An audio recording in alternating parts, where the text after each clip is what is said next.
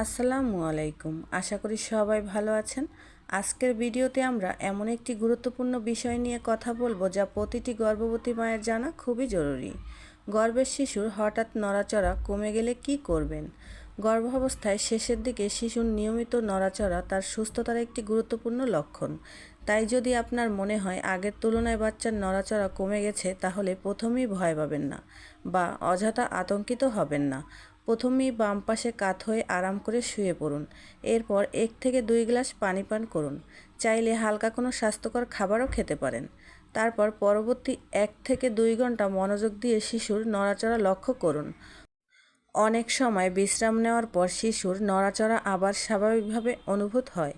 তবে যদি এ সময়ও শিশুর নড়াচড়া খুব কম থাকে, একেবারেই অনুভব না করেন অথবা আগের তুলনায় স্পষ্টভাবে কম মনে হয়, তাহলে আর অপেক্ষা করবেন না।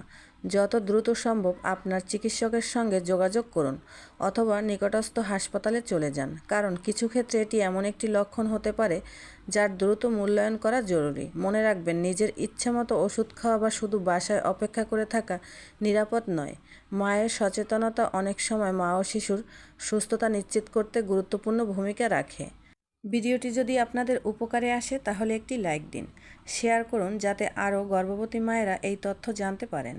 আর এমন নির্ভরযোগ্য গর্ভাবস্থার তথ্য নিয়মিত পেতে চ্যানেলটি সাবস্ক্রাইব করুন এবং ফেসবুক পেজ থেকে দেখলে অবশ্যই ফলো করবেন। ধন্যবাদ। আল্লাহ হাফেজ।